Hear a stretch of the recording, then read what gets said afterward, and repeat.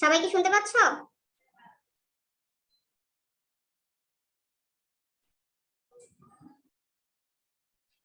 শোনা যাচ্ছে কথা? আচ্ছা, এর আগে ক্লাসে তোমরা সবাই ছিলে? কেউ কি ছিল যারা অ্যাবসেন্ট ছিলে? আগে ক্লাসটা পাওনি এমন কেউ আছো?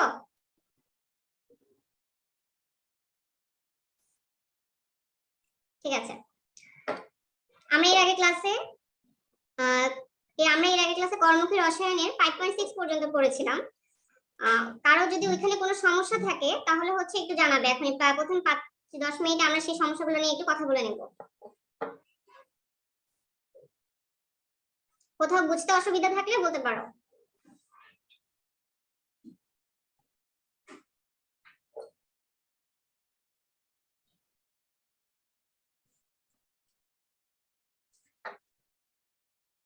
আচ্ছা, এর ক্লাসে কিছু তোমাদের স্টুডেন্টদের হচ্ছে কিছু কমপ্লেইন ছিল যে আমরা ডিসকাস করিনি।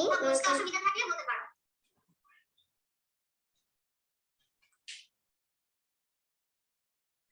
এইচএসসি রিলেটেড কোশ্চেনগুলো ডিসকাস করিনি। তোমাদের এইচএসসি শর্ট সিলেবাসে বলো তো কর্মক্ষী রসায়নে কতটুকু অংশ আছে জানো তোমরা?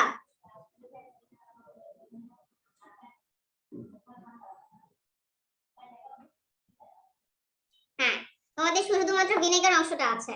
তাহলে আমরা আজকে যে টপিকটা করব সেখানে হচ্ছে ভিনেগার অংশটা আছে, সেখান থেকে তোমাদেরকে যতটুকু এইচএসসি তে থাকবে ততটুকু আলোচনা করব, বাকিটা হচ্ছে মেডিকেলের অংশ। প্রথম কথা হচ্ছে কর্মক্ষী রসায়ন হচ্ছে তোমার কেমিস্ট্রি ফার্স্ট পেপারের একটা সব চ্যাপ্টারের মধ্যে একটু লেস ইম্পর্টেন্ট টপিক এবং এটা একটু ব্যবহারিক অংশ। এবং এখানে অনেক ধরনের সংখ্যা বা নিউমেরিক্যাল টার্ম আছে যেগুলোর কিছু অংশগুলো আমরা দাগিয়ে দিয়ে যাচ্ছি। এমন না যে তোমাকে সব নিউমেরিক্যাল টার্ম থেকে তোমার কোশ্চেন আসবে এবং সবকিছু সংখ্যা মনে রাখা পসিবল না, সেটা আমিও জানি, কারণ আমি একসময় পরীক্ষা দিয়ে আসছি।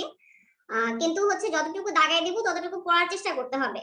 কিছু হয়তো আমরা টেকনিক বলে দিব, কিন্তু পড়ার জিনিসটা হচ্ছে তোমাকে করতে হবে। আপাতত তোমরা হচ্ছে এইচএসসি এর সাথে সাথে এতটুকু দেখে রাখলে পরবর্তীতে অ্যাডমিশন টেস্টে প্রিপারেশন নিতে গেলে অসুবিধা কম হবে। ঠিক আছে? আচ্ছা, আজকে আমরা তাহলে শুরু করি। প্রথমে আমরা আগে এইচএসসি শর্ট সিলেবাসটাই আমরা আগে বলবো। আর যদি মনে হয় আমি খুব তাড়াতাড়ি কথা বলছি বা বুঝতে অসুবিধা হচ্ছে, আমাকে পজ করে তোমরা আনমিউট হয়ে অথবা চ্যাট বক্সে বলতে পারো।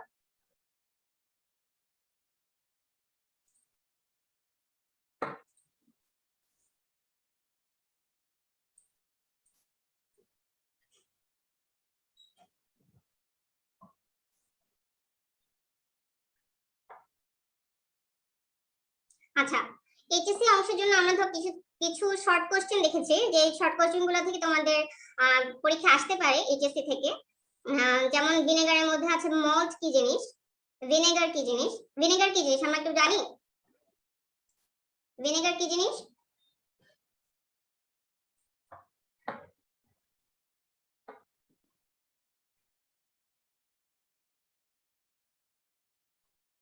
সিক্স টু 10% কি অ্যাসিটিক অ্যাসিড। হ্যাঁ, তারপরে আরো কিছু জ্ঞানমূলক কোশ্চেনের জন্য আছে অ্যাসিটোব্যাক্টার কি, মাইকোডার্মা কি,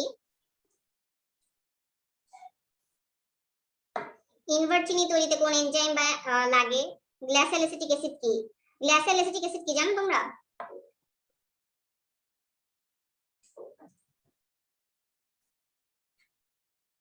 গ্লাসিয়াল অ্যাসিটিক অ্যাসিড কি?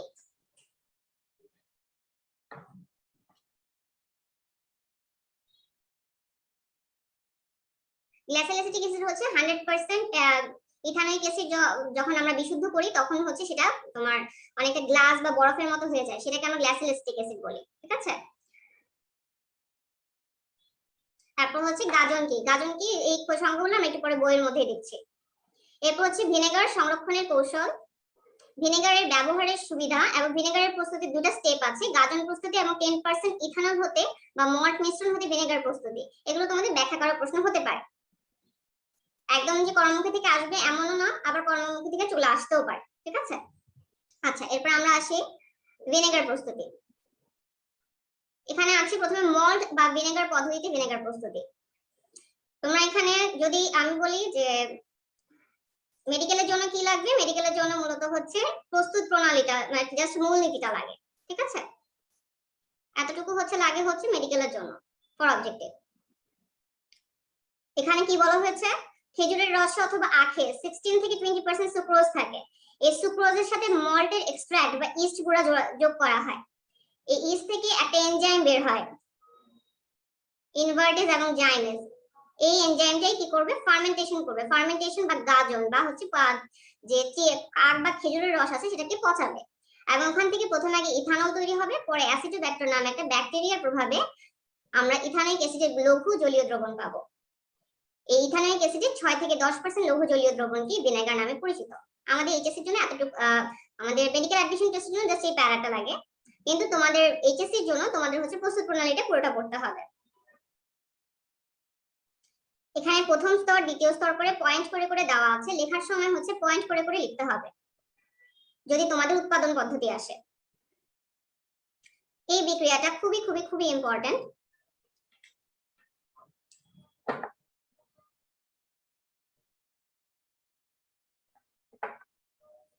আমি বলবো যে হচ্ছে এই অংশ থেকে যদি ভিনেগার অংশ দিয়ে কিছু মনে রাখতে হয় তাহলে হচ্ছে এই অংশটাই মনে রাখতে হবে। প্রথমে মনে রাখতে হবে এনজাইম গুলো। চিনি থেকে গ্লুকোজ এবং ফ্রুক্টোজ হচ্ছে, এই জিনিসটাকে আমরা কি বলতেছি, ইনভার্ট চিনি বলছি। মনে থাকবে এটা হচ্ছে মেডিকেল অ্যাডমিশন টেস্টে রিপিট হওয়া সবচেয়ে বেশি বারের কোশ্চেন, এমনকি আমার পরীক্ষায় ছিল। ইনভার্ট চিনি যেটা হচ্ছে গ্লুকোজ এবং ফ্রুক্টোজের কম্বিনেশন, এটা কিভাবে তৈরি হচ্ছে, চিনি থেকে ইনভার্টেজ এনজাইমের প্রভাবে। আর ইনভার্ট চিনি যেটা, এটাকে কে ভাঙছে, এটাকে ভাঙছে হচ্ছে জাইমেজ। এই দুটো এনজাইমের নাম মনে রাখতেই হবে, ঠিক আছে। এরপর হচ্ছে অ্যাসিটোব্যাক্টর রূপান্তর, এগুলো জাস্ট হচ্ছে তৈরি স্টেপ। তোমরা এখান থেকে বা স্টেপ গুলো হচ্ছে তোমাদের পয়েন্ট আকারে হচ্ছে যদি তোমরা লিখো তাহলে হচ্ছে মার্কসটা ভালো আসবে। যতটুকু মনে থাকে স্পেশালি বিক্রিয়াগুলোকে দিতে হবে লেখার সময় যে স্টেপ। আর ইয়ার জন্য বলবো যে মেডিকেল অ্যাডমিশন টেস্টের জন্য সাধারণত ভিতরের যে এত আমরা উৎপাদন প্রণালীগুলো আমরা সাধারণত করি না, আমাদের লাগবে শুধু বিক্রিয়াগুলোর এনজাইম কি লাগবে, ঠিক আছে।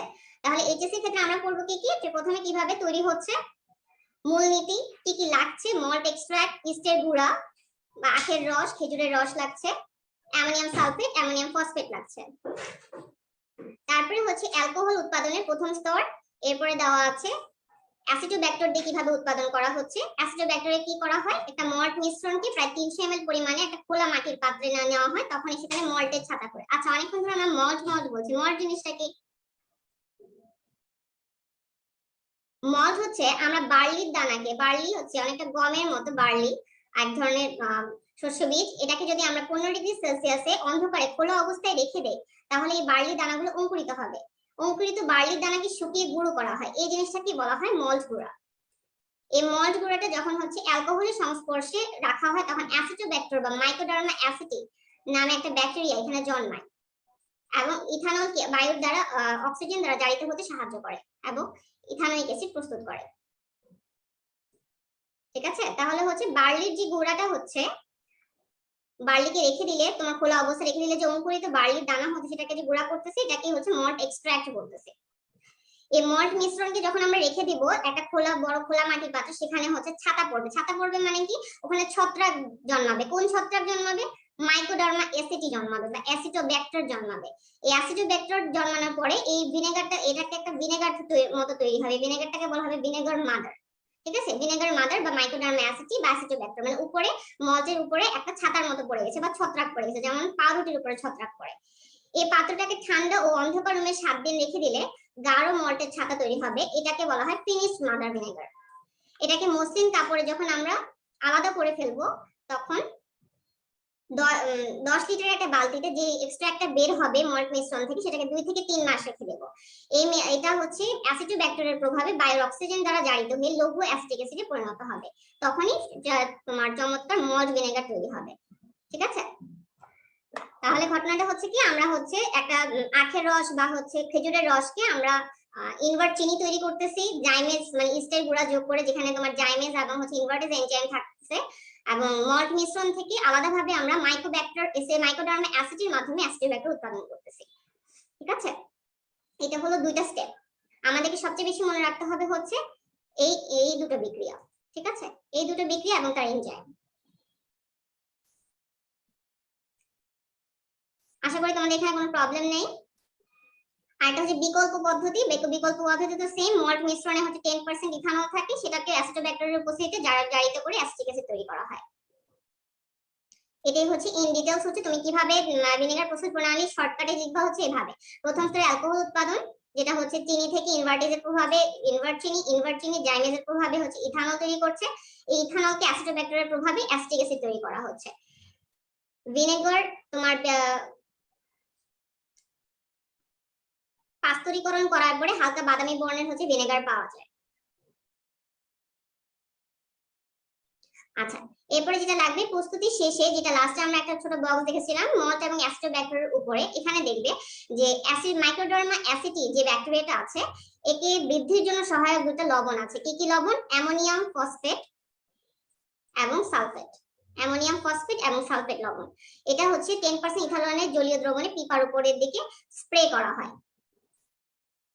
স্প্রে করে নিচের দিক থেকে কাঠের গোড়ার মধ্যে চালানো হয়, তখন হচ্ছে ব্যাকটেরিয়ার প্রভাবে ইথানল অক্সিজেন দ্বারা জারিত হয়ে 6 থেকে 10% অ্যাসিটিক অ্যাসিডের জলীয় দ্রবণ উৎপন্ন করে।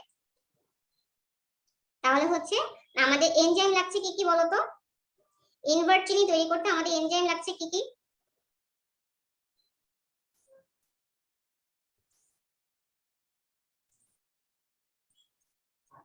ইনভার্ট চিনি প্রস্তুত করতে আমাদের এনজাইম লাগছে ইনভার্ট চিনি কি?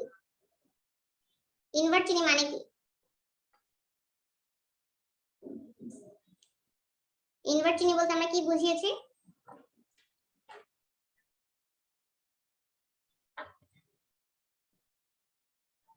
গ্লুকোজ এবং ফ্রুক্টোজ, রাইট। এই ইনভার্ট চিনি কি কে ভাঙছে?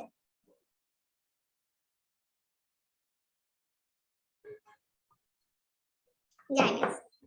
ঠিক আছে, আমাদের মূলত এই বিক্রিয়াটা সবচেয়ে বেশি লাগবে এবং এটি তোমার ভিনেগার প্রস্তুতের মূল বিক্রিয়া। বাকিটা হচ্ছে তোমরা ভালোভাবে পড়ে তোমরা যাই বর্ণনাটা লিখবে পয়েন্ট বাই পয়েন্ট লিখে দিবে তোমাদের এইচএসসির জন্য যদি এসে থাকে। আচ্ছা, এরপরে আসি আমরা ভিনেগার কি কি কাজে লাগে। ভিনেগার আমরা যে এর আগের দিন পড়ছিলাম, ভিনেগার কি কাজে লাগে? ভিনেগার একটা প্রাকৃতিক প্রিজারভেটিভ।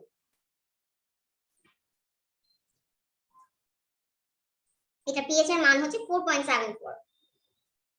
4.74 অম্লীয় মাধ্যমে কখনো ব্যাকটেরিয়া জন্মাতে পারে না, সুতরাং 4.74 পিএইচ এ কোনো ব্যাকটেরিয়া সাধারণত জন্মায় না। এটাকে প্রিজারভেটিভ রূপে তোমার আচার বা চাটনি, সস এসব জায়গায় ব্যবহার করা হয়।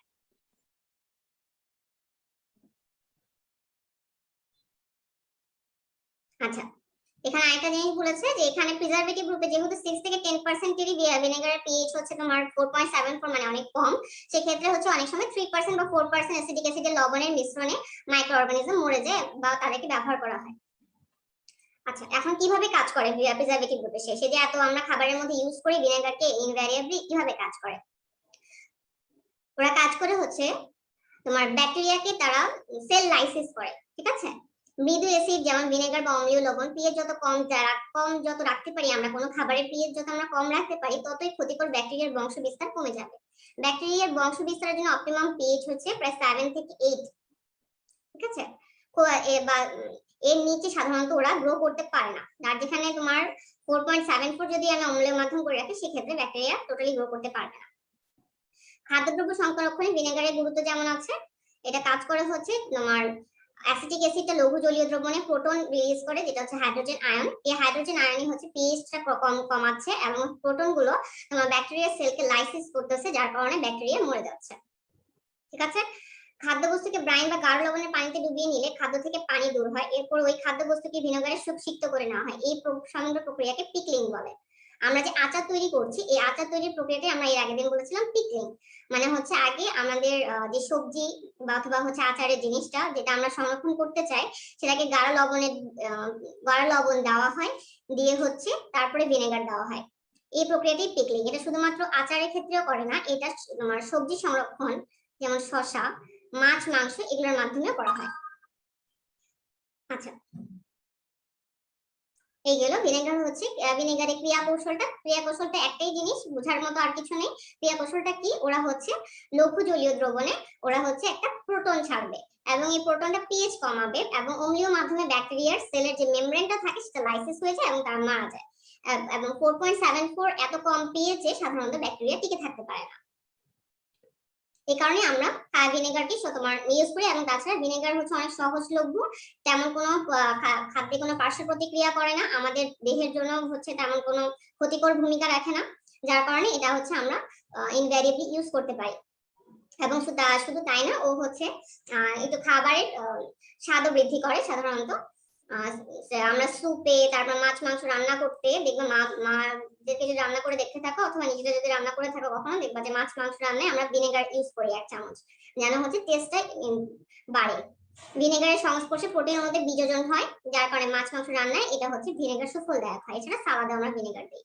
আর পিকলিং তো আমরা বলেছি, আচার তৈরিতে হচ্ছে ভিনেগারের গুরুত্ব সবচেয়ে বেশি। পেঁয়াজ, রসুন, কাঁচামরিচ, বিভিন্ন খাদ্যদ্রব্য সংরক্ষণ করা, এগুলো জাস্ট রিডিং করে যাবে, এমনি মনে থাকবে, এত মুখস্থ করার কিছু নাই। এই তো এতটুকু হচ্ছে আমাদের শর্ট সিলেবাসে যা যা আছে সেই অংশটুকু। এবং এখানে আমি বলে দিয়েছি তোমার মেডিকেলের জন্য লাগবে হচ্ছে মেইনলি হচ্ছে মূলনীতিটা। তোমার মূলনীতি এমনিতেও তোমার লেখার জন্য লাগবে। আর তোমার মেডিকেল অ্যাডমিশন টেস্টের জন্য এটা হচ্ছে এমসিকিউ তে আসে। আর আসবে হচ্ছে এই বিক্রিয়াটা। এই বিক্রিয়াটা খুবই খুবই খুবই ইম্পর্টেন্ট। ঠিক আছে, এরপর আমরা মেইনস যেটাতে পড়াতে চলে যাই। 5.7 থেকে এই অংশটাতে দুধের শতকরা সংযুক্তি আর কিছু কিছু টপিক আছে যেখান থেকে প্রিভিয়াস পরীক্ষাগুলোতে কোশ্চেন হয়েছিল, সেই কোশ্চেনগুলো আমরা আলোচনা করে যাব এবং ইম্পর্টেন্ট জায়গাগুলো দাগিয়ে দেবো। তোমরা হচ্ছে কর্মমুখী রসায়নের দাগানো পিডিএফ পেয়েছো?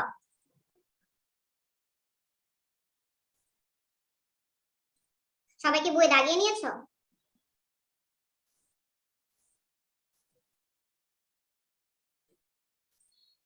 আচ্ছা, তাহলে হচ্ছে তোমাদের এখন বইটা ভালো করে খুলো। আমরা হচ্ছে যেভাবে যাব আমি পিডিএফ অনুসারে সেভাবে দেখে দেখে পড়তে থাকবে। এই অংশগুলো কর্মমুখী রসায়নের সবচেয়ে ইম্পর্টেন্ট টপিক আমরা পড়ে আসছি, যেটা হচ্ছে প্রিজারভেটিভ অংশ। তোমরা অনেকে কমপ্লেইন করছো প্রিজারভেটিভ অংশে এত কিছু দাগিয়েছি কেন। তোমার কর্মমুখী রসায়ন থেকে যদি আমি বলি একটা অংশ পড়তে হবে, সেটা হচ্ছে প্রিজারভেটিভ, এবং তারপরে যদি পড়তে বলি সেটা হচ্ছে কলয়েড এবং সাসপেনশন সম্পর্কিত তথ্যগুলো। ঠিক আছে, সুতরাং প্রিজারভেটিভসটা আমাদেরকে পড়তেই হবে। স্পেশালি হচ্ছে ভিনেগার সহ 4টে অ্যাসিডের আমি পিএইচ বলেছিলাম, সেই পিএইচ গুলো এবং প্রিজারভেটিভস একটা বক্স আছে, এই বক্সটা হচ্ছে ভালোভাবে মনে রাখতেই হবে। কিছু করার নাই, সংখ্যা আমাকে মুখস্থ করতে হয়েছিল, তোমাকে মুখস্থ করতে হবে। কিছু মনে থাকবে, কিছু মনে থাকবে না, সংখ্যা নিয়ে এত টেনশন করার কিছু নাই। তোমরা ভিতরের তথ্যগুলোকে বেশি মনোযোগ দিয়ে পড়বে, কারণ হচ্ছে সংখ্যার থেকেও বেশি ভিতরের তথ্যগুলো আসে। ঠিক আছে, সংখ্যা হয়তো আসবে তোমার 100টা কোশ্চেনের মধ্যে ফিজিক্স, কেমিস্ট্রি, বায়োলজি মিলা হাইয়েস্ট 10টাও আসতে পারে, নাও আসতে পারে, 5 থেকে 6টাও আসতে পারে। কিন্তু সংখ্যা আমরা পড়ি কারণ হচ্ছে কোনো কোনো ইয়ারে সংখ্যা জাতীয় কোশ্চেন একটু বেশি দেওয়া হয়েছিল। এই তো, আর যেগুলো মনে রাখতে খুবই অসুবিধা হবে সেগুলোকে একটু লিখে পড়বা। আর কিছু আমাদের মনে থাকবে, কিছু থাকবে না, এটাই স্বাভাবিক। আচ্ছা, আমরা চলে যাই হচ্ছে 5.7 এ। তোমরা 5.7 বের করবে, দুধের শতকরা সংযুক্তি। এখানে দেখো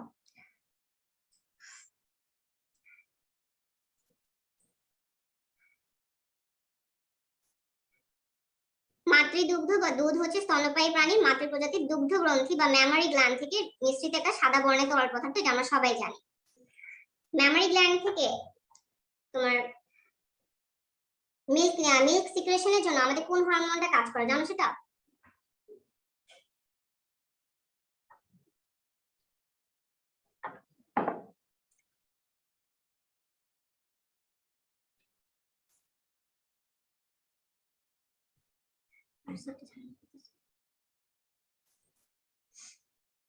আমাদের পিটুইটারি গ্ল্যান্ডে একটা প্রোল্যাকটিন নামে একটা হরমোন আছে। এই প্রোল্যাকটিন হরমোনটা ম্যামারি গ্ল্যান্ডে আসে এবং হচ্ছে মিল্ক সিক্রেশন করে। ঠিক আছে, এবং মিল্ক ইজেকশন মানে হচ্ছে বাচ্চা যখন খাবে তখন হচ্ছে একটা হরমোন কাজ করে, হরমোনটার নাম হচ্ছে অক্সিটোসিন।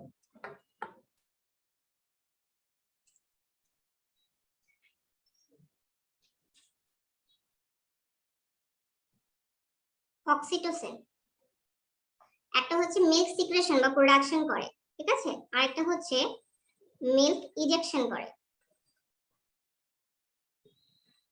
মানে বাচ্চা যখন খাচ্ছে তখন হচ্ছে বাচ্চার চোষার টানের কারণে যে মিল্কটা যাচ্ছে তার মুখে, সেই সময় যে ইজেক্ট করতেছে ম্যামারি গ্ল্যান্ড থেকে নিপেল হয়ে বাচ্চার মুখে যে ইজেকশন হচ্ছে সেটা হচ্ছে অক্সিটোসিন নামক হরমোনের জন্য, সিক্রেশন হচ্ছে প্রোল্যাকটিনের জন্য। ঠিক আছে, এই কথাটি একটু মনে রাখবে, এটা তোমাদের হচ্ছে বায়োলজি বইতেও আছে, এটা অনেক কনফিউশন হয়। প্রোল্যাকটিনের জন্য সিক্রেশন হয়, অক্সিটোসিনের জন্য ইজেকশন বা হচ্ছে দুগ্ধ এখানে তোমাদের ওই বইতেও লেখা আছে দুগ্ধ নিঃসরণ হিসেবে, ঠিক আছে। মিল্ক ইজেকশন মানে হচ্ছে জাস্ট নিপল থেকে আউট হয়ে যাওয়া। আচ্ছা, এটা হচ্ছে নবজাতকের জন্য হচ্ছে মাস্ট একটা ফুড। মায়ের শিশুর জন্য মায়ের দুধের কোনো বিকল্প নাই। 6 মান্থস বাচ্চার মুখে ওষুধ ভিন্ন আর কোনো পানি জাতীয় পদার্থ মুখে দেওয়া যাবে না মায়ের দুধ ছাড়া, এবং গরুর দুধ কখনো 2 বছর আগে দেওয়া যাবে না, ঠিক আছে। আচ্ছা, এখন আমাদের হচ্ছে যে জিনিসটা মনে রাখতে হবে, প্রথমে হচ্ছে দুধের পিএইচ এর মান 6.6 থেকে 6.9। তারপরে আসব দুধে কি কি থাকে। দুধে সবচেয়ে বেশি থাকে হচ্ছে পানি 82 থেকে 88%। এরপরে থাকে হচ্ছে বিভিন্ন ধরনের সহজ পাচ্য চর্বি। সহজ পাচ্য চর্বি হচ্ছে ট্রাইগ্লিসারাইড। এই দুধের বাণিজ্যিক মান হচ্ছে এই চর্বির উপর ডিপেন্ড করে। প্রাণীভেদে হচ্ছে এটা থাকে 3.5 থেকে 7.4%। এরপরে আসো প্রোটিন। প্রোটিনটা খুবই ইম্পর্টেন্ট একটা টপিক। মায়ের দুধে হচ্ছে প্রোটিন থাকে 0.9%। এই জিনিসটাই মনে রাখবে। পশুর দুধে হচ্ছে 3 থেকে 4.6। ওটা এতটা ইম্পর্টেন্ট না, কিন্তু মায়ের দুধেটা মনে রাখবে, এটা সত্য মিথ্যাতে কোশ্চেনে আসে। দুধে 3 শ্রেণীর প্রোটিন থাকে। কি কি? কেজিন, ল্যাকটোঅ্যালবুমিন এবং ল্যাক্টোগ্লোবিউলিন। 3 শ্রেণীর প্রোটিন থাকে। ল্যাক্টোঅ্যালবুমিন এবং ল্যাক্টোগ্লোবিউলিন এই দুটোকে একসাথে বলা হয় সেরাম বা ওয়ে প্রোটিন। এর মধ্যে 82% হচ্ছে কেজিন থাকবে এবং 18% হচ্ছে ওয়ে প্রোটিন থাকবে। কেজিনটাই হচ্ছে দুধের প্রধান প্রোটিন উপাদান। এখানে গ্লুটামিন এবং অ্যাসপারটিন অ্যামাইনো অ্যাসিড বাদে সব ধরনের অ্যামাইনো অ্যাসিড থাকে। এই কেজিনটা হচ্ছে পানিতে অদ্রবণীয়। দুধে অ্যাসিড মিশালে সাধারণত এই কেজিনটা অধক্ষেপ রূপে পৃথক হয়ে যায়। তো কেজিনটা হচ্ছে 4 ধরনের: alpha S1 casein, alpha S2 casein, beta casein এবং হচ্ছে কাপ্পা, ঠিক আছে। বাচ্চাদের তোমার স্টোমাকে রেনিন নামে একটা হরমোন থাকে। এই হরমোনটা কেজিনকে হচ্ছে ভেঙে তারপরে সেটাকে পরিপাক করে, ঠিক আছে। কেজিনকে হচ্ছে আমাদের স্টোমাকে ভাঙে হচ্ছে রেনিন নামে একটা হরমোন।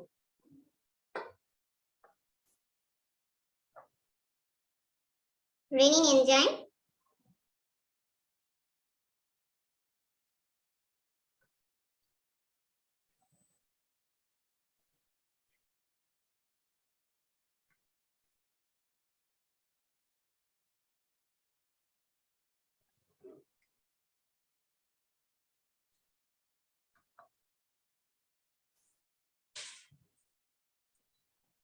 হ্যাঁ, বাংলাতে কেসিন ছিল, ওইটাই কেজিন। জাস্ট হচ্ছে বাংলা এবং বাংলা এক একবার এক একটা লিখছে। যাহাই কেসিন সেটাই কেজিন, সেম জিনিস। আচ্ছা, দুধ। এরপরে ইম্পর্টেন্ট টপিকটা হচ্ছে দুধের শতকরা সংযুক্ত থেকে দুগ্ধ চিনি। এখানে আমাদের দুগ্ধ চিনি হচ্ছে ল্যাকটোজ। এই ল্যাকটোজটার কারণেই হচ্ছে আমরা সবসময় এনকারেজ করি মা যেন বাচ্চাকে বুকের দুধ খাওয়ায়। কেন? ল্যাকটোজে কি থাকে? ল্যাকটোজে একটা ডাইস্যাকারাইড থাকে, যেটার নাম হচ্ছে, যেটার ভিতরে থাকে গ্লুকোজ এবং গ্যালাক্টোজ। এই জিনিসটা হচ্ছে সব প্রাণীর মিল্কে থাকে না। গ্যালাক্টোজ হচ্ছে আমাদের মস্তিষ্কের বিকাশ করে। গ্যালাক্টোজ মস্তিষ্কের বিকাশ করে, যার কারণে যদি কোনো মা তার সন্তানকে তার বুকের দুধ না খাওয়াতে পারে, তাহলে তার ল্যাকটোজ থেকে গ্যালাক্টোজের ডেফিসিয়েন্সিটা হচ্ছে এবং তার ব্রেনের বিকাশ অন্য বাচ্চাদের থেকে কম হচ্ছে। ল্যাকটোজে তোমার একটা তার বৈশিষ্ট্য হচ্ছে সে অসমল রূপে কাজ করে। অসমল, যারা অসমল রূপে কাজ করে তারা কি করে? তারা হচ্ছে অসমোসিস বা মেমোরি গ্ল্যান্ডের সেল থেকে পানিকে টেনে নিয়ে আসে ডাক্টের ভিতরে বা নালীর ভিতরে, যার কারণে মায়ের বুকে নালীর ভিতরে তোমার হচ্ছে দুধগুলো শুকিয়ে যাবে না, কারণ সে হচ্ছে অসমোসিস প্রক্রিয়া সবসময় পানি টেনে আনতে থাকবে। মায়ের বুকের দুধে এটা থাকবে 7.1%, প্রাণীর দুধে 4.6 থেকে 4.8%। সুতরাং এই জন্যই মায়ের দুধ খাওয়াটা বেশি ইম্পর্টেন্ট বাচ্চার জন্য। এরপর আসে দুধে খনিজ উপাদান। অস্থি গঠনের জন্য অত্যন্ত সহায়ক 3টে উপাদান থাকে। কি কি? Potassium, calcium, phosphorus. খুব কম পরিমাণে লৌহ এবং হচ্ছে কপার থাকে। যদি কোনো বাচ্চা তোমার মায়ের বুকে দুধ না পেয়ে থাকে, তাহলে হচ্ছে তার এখান থেকে তার যেহেতু কপার পাচ্ছে না, আয়রন পাচ্ছে না, তার রক্ত শূন্যতা হওয়ার চান্স থাকে। কারণ অন্য কোনো উৎস থেকে এভাবে তার ব্যবস্থা নেই, ও তো আর বসে বসে কচুর শাক খেতে পারবে না, তাকে ও মায়ের বুকের দুধ থেকে নিতে হবে, কারণ বাজারে যে ফর্মুলা মিল্ক পাওয়া যায় সেখানে এগুলো থাকবে না। এরপর আসো মায়ের বুকের দুধে ভিটামিন এ থাকবে, ভিটামিন ডি, ভিটামিন সি থাকবে। এখন তুমি যদি ওকে গরুর দুধ খাওয়া, ভিটামিন সি যখন তুমি তাপ দিবা বা পাস্তরীকরণ করবা, সেটা হচ্ছে নষ্ট হয়ে যাবে, সেটা মায়ের ক্ষেত্রে হবে না। সেজন্যই হচ্ছে তোমার এক্সক্লুসিভ ব্রেস্ট ফিডিং এর উপর সবচেয়ে বেশি গুরুত্ব দেওয়া হয়। এই টপিকটা অ্যাড করা হয়েছে এই কারণে যেন হচ্ছে মানুষ সচেতন হন, বা তোমরা সায়েন্স স্টুডেন্টরা যেন সায়েন্স পড়ে আর্টস স্টুডেন্টদের মতো কাজ না করো আর কি। আচ্ছা, তাহলে এখানে আমরা ইম্পর্টেন্ট যে জিনিসগুলো পড়লাম সেখানে সবচেয়ে বেশি ইম্পর্টেন্ট হচ্ছে এখানে প্রোটিনটা খুব ভালো করে পড়তে হবে, তারপরে ল্যাকটোজটা খুব ভালো করে পড়তে হবে। খনিজ উপাদান হচ্ছে 3টা, পটাশিয়াম, ক্যালসিয়াম এবং ফসফরাস। ভিটামিনের মধ্যে আছে vitamin A, vitamin C, vitamin D.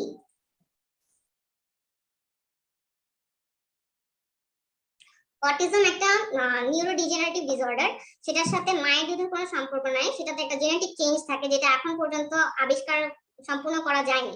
ঠিক আছে, এটা মিল্কের জন্য না, কিছু হচ্ছে এটাকে অটিজম স্পেকট্রাম ডিসঅর্ডার বলে, যেটা সম্পূর্ণ কারণ এখনো জানা যায়নি, তবে এটা জেনেটিক ভ্যারিয়েন্ট আছে। এটা মায়ের দুধের কারণে কিংবা বড় হওয়ার সময় কোনো প্রবলেমের কারণেও হয় না। তবে কিছু জিনিস হয় যেটা হচ্ছে অটিজমের মধ্যে কিছু ক্রাইটেরিয়া আছে যেগুলো হচ্ছে সোশ্যাল ডেভেলপমেন্টের ক্ষেত্রে প্রবলেম হয়। যখন আমরা এখন ইদানিং হচ্ছে বাচ্চাদেরকে হাতের মধ্যে মোবাইল দিয়ে দেই, খাওয়ার সময় ট্যাব চালাই দেই, টিভি চালাই দেই, ঠিক আছে, এবং বাচ্চারা ইদানিং বাইরে বেশি বের না হওয়াতে, অন্য বাচ্চাদের সাথে বের না হওয়াতে, কথা বা সোশ্যাল ইন্টারাকশন না করার কারণে তাদের স্পিচ ডিফেক্ট হচ্ছে। এটা অটিজম স্পেকট্রাম ডিসঅর্ডারের মধ্যে পড়ে। তোমার রিসেন্টলি তোমার অনেক বেশি এই প্রবলেমটা বেড়ে গেছে যে বাচ্চাদের স্পিচ ডিসঅর্ডার হচ্ছে। ঠিক আছে, ওটা বা সোশ্যাল ইন্টারাকশন কম হচ্ছে, এটার জন্য দরকার হচ্ছে, ওইটার জন্য তোমার সোশ্যাল মা বাবার সোশ্যালাইজেশনটা বেশি ইম্পর্টেন্ট দিতে হবে। এটার সাথে হচ্ছে মায়ের মিল্কে কোনটা আমার কোনো সম্পর্ক নেই। আচ্ছা, শ্বেতকণিকার কথা জিজ্ঞেস করেছো।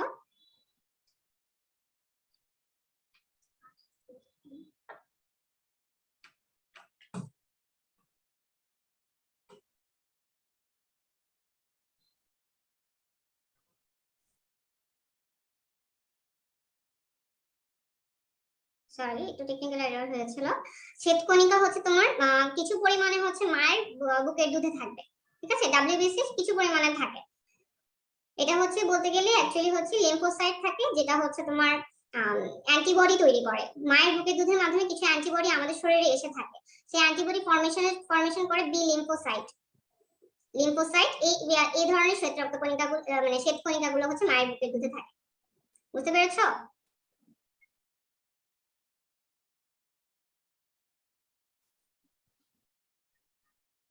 আচ্ছা, এরপর আসে দুধের শতকরা সংযুক্তি থেকে আমরা টোটাল কি কি জানলাম, এই জিনিসগুলো এই টপিকগুলো তোমরা মনে রাখবা।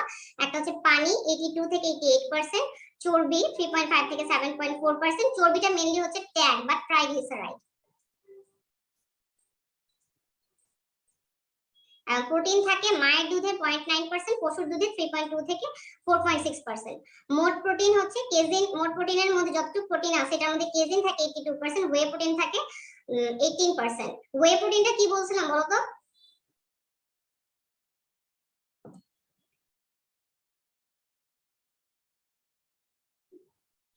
ওয়ে প্রোটিনটা কি ছিল?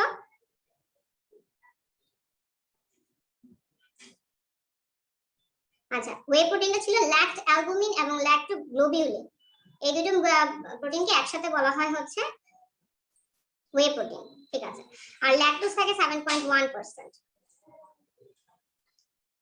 আর আমরা দুধ সংরক্ষণের জন্য সাধারণ তাপমাত্রা হচ্ছে 10°C, এটা যে কোনো দুধের জন্য। আচ্ছা, এরপরে আমরা আসি দুধ থেকে মাখন উৎপাদন। দুধ থেকে দুধের 40%-এর মধ্যে চর্বি থাকে। এখানে 100 গ্রাম মাখনে এখান থেকে আমরা মাখন বের করে নিয়ে আসি।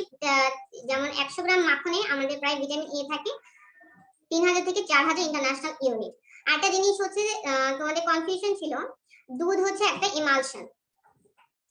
ঠিক আছে, দুধ আর মাখন এই দুইটা জিনিসই হচ্ছে ইমালশন। আচ্ছা, এরপর আমরা এই সারণীটাতে চলে আসি। এই সারণী থেকে আমাদের সবকিছু লাগবে না, জাস্ট হচ্ছে এখানে যেগুলো বোল্ড হরফে আছে দেখো, মানুষের দুধে ল্যাকটোজ হচ্ছে 7.1%, এটা মনে রাখবে। যেগুলো এখানে বোল্ড করে দেওয়া আছে কালো কালার সেটাই পড়বে। মহিষের দুধে চর্বি হচ্ছে বেশি থাকে 7.4, ভেড়াতে হচ্ছে প্রোটিন থাকে 4.6, এবং ক্যালোরি বেশি হচ্ছে সবচেয়ে মহিষের দুধে 110। ঠিক আছে, এই কটা জিনিস মনে রাখলেই হবে। সবচেয়ে বেশি ইম্পর্টেন্ট জিনিস হচ্ছে এই জিনিসটা, মানুষের দুধে ল্যাকটোজ থাকবে 7.1%। আচ্ছা, দুধ থেকে মাখন প্রস্তুতিকরণ। এখান থেকে জাস্ট আমরা স্টেপগুলোর নাম মনে রাখবো। কি মনে রাখবো? এই যে দুধের শীতলীকরণ বা রেফ্রিজারেশন, এই পয়েন্টগুলো মনে রাখবো। দুধের মন্থন বা কোয়াগুলেশন, এই মন্থন জিনিসটা কি এখানে লেখা আছে, দুধের ক্রিমকে মেশিন দিয়ে সেন্ট্রিফিউজ একটা মেশিন আছে যেটা হচ্ছে সেকেন্ডে 3000 বা 4000 বার করে ঘুরে সেখান দিয়ে আলোড়িত করে পুরো চর্বির কণাকে ক্রিম রূপে হচ্ছে পৃথক করে নেওয়া হয়, এটা হচ্ছে মন্থন। পয়েন্টগুলো শুধু পড়বে। ক্রিমের প্রসেসিং পাস্তুরায়ন, তারপরে হচ্ছে ক্রিমের এজিং করানো, এরপরে হচ্ছে মাখন মন্থন, মাখনের লবণ প্রয়োগ, তারপরে হচ্ছে এটাকে মোড়ক করে বাজারজাত করা, এবং হচ্ছে রেফ্রিজারেশন। এখানে জাস্ট পয়েন্টগুলো পড়বে, নামগুলো, আর কিছু লাগবে না। মাখনে ভিটামিন এ থাকে উৎকৃষ্ট উৎস, কতটুকু থাকে? 3000 থেকে 4000 থাকে ভিটামিন এ। আচ্ছা, এরপরে হচ্ছে মাখনকে পানি মুক্তকরণ করা হয় কিভাবে? এখানে জাস্ট একটা লাইন দেখবো আমরা।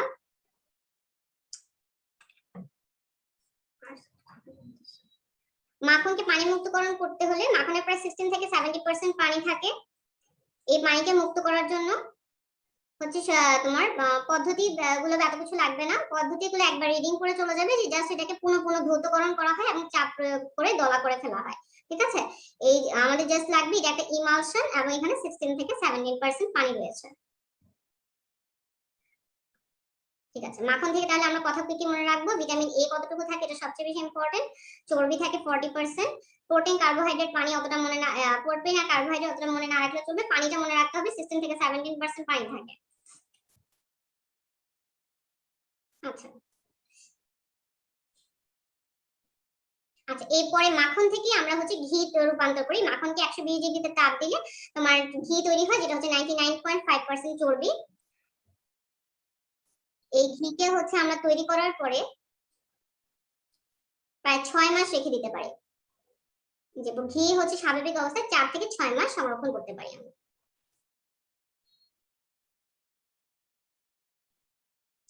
এরপরে আমরা দেখবো হচ্ছে দুধের পিএইচ নিয়ন্ত্রণ। পিএইচ আমরা একটু আগে দেখে আসছি 6.6 থেকে 6.9। দুধকে যদি আমরা খোলা অবস্থায় রেখে দিই, এটা একটা ব্যাকটেরিয়া দিয়ে জারিত হয়ে যায়। ব্যাকটেরিয়াটা হচ্ছে ল্যাক্টোকক্কাস, এবং এটা ল্যাকটিক অ্যাসিডে পরিণত হয়, তখন কিন্তু দুধ খাওয়া যায় না।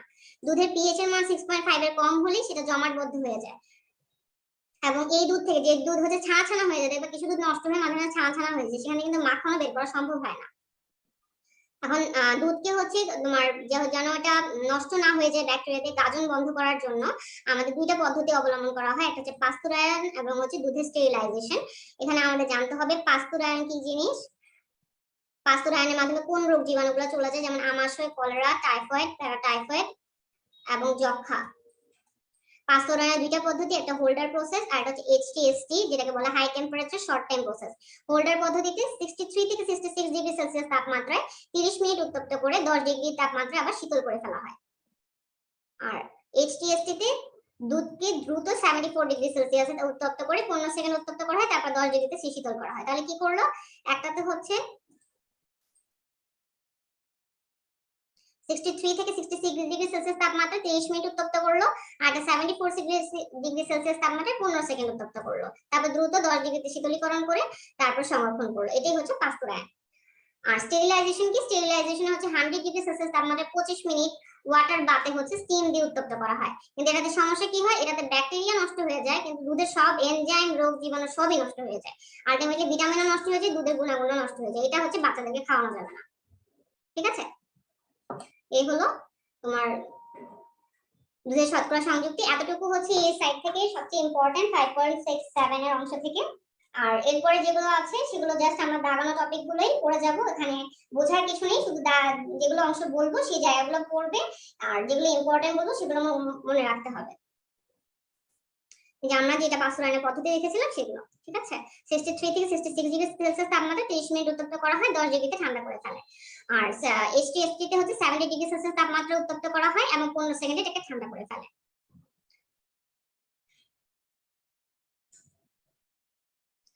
এরপর আসবো আমরা টয়লেট্রিজ এবং পারফিউমারি। এখানে প্রথমে একটা ইম্পর্টেন্ট টপিক আছে, সেটা হচ্ছে দেহত্বকের গঠন। দেহত্বকের গঠনে কি কি আছে? স্নায়ু প্রান্ত। আমাদের ত্বকের মধ্যে প্রথমে থাকে স্নায়ু প্রান্ত, যে কারণে আমরা টাচ করলে বুঝতে পারি। তারপরে থাকে ঘামের জন্য কিছু গ্রন্থি, সোয়েট গ্ল্যান্ড। তারপর সেবাসিয়াস গ্ল্যান্ড বা তৈল গ্ল্যান্ড। তারপর হেয়ার ফলিকল এবং হচ্ছে ব্লাড ভেসেলস। ঠিক আছে? কি কি থাকবে? Nerve ending, sweat gland, sebaceous gland, hair follicle এবং হচ্ছে ব্লাড ভেসেলস। আমাদের ত্বকের তিনটা অংশ, এপিডার্মিস, ডার্মিস, হাইপোডার্মিস। এই যে আমাদের ত্বকের প্রথমে উপরে যে একদম উপরের লেয়ার যেটাকে বলা হয় কেরাটিন লেয়ার, যেখানে মৃত কোষ থাকে উপরে, আমাদের কোষ স্কিনের একদম উপরের লেয়ারটাতে মৃত কোষ থাকে। এটা হচ্ছে ঘর্ষণের কারণে ক্ষয়প্রাপ্ত হয়, আবার নতুন করে তৈরি হয়, কিন্তু এখানে কোনো রক্তপাত হয় না। প্রতিদিনই কিন্তু যখনই ঘর্ষণ হয় কিছু সেল ঝরে পড়ে যায়। এই এখান থেকে তোমার ব্লাড ভেসেল শুরু হওয়া পর্যন্ত এই জায়গাটায় পুরো কেরাটিন লেয়ারটা হচ্ছে এপিডার্মিস। তারপর কেরাটিন লেয়ারের নিচ থেকে বিভিন্ন সোয়েট গ্ল্যান্ড সহ অংশটা হচ্ছে ডার্মিস। এবং তোমার পুরো ডার্মিস লেয়ারের নিচে মানে ব্লাড ভেসেল, এখানে থাকবে হচ্ছে ব্লাড ভেসেল, যেগুলো যেহেতু এটা কালার ছবি না এই কারণে ভালো বোঝা যাচ্ছে না, কালার ছবিগুলো তোমরা গুগলে দেখলে দেখবে যে এখানে ব্লাড ভেসেলস একটা লেয়ারের নিচ থেকে হাইপোডার্মিস থাকে। এই এই এখানে হচ্ছে এপিডার্মিসটা যেটা, সেখানে 5টা লেয়ার থাকবে। এই 5টা লেয়ারের নাম মনে রাখতে হবে। এটা প্রত্যেকটার নাম শুরু হচ্ছে স্ট্রাটাম দিয়ে, তোমরা মনে রাখবে সেকেন্ড নামটা। প্রথম লেয়ারটা হচ্ছে কর্নিয়াম, তারপরটা হচ্ছে লুসিডাম। কর্নিয়ামের সব সেল ডেড থাকে, ঠিক আছে? কর্নিয়ামের সব সেলই হচ্ছে ডেড থাকে।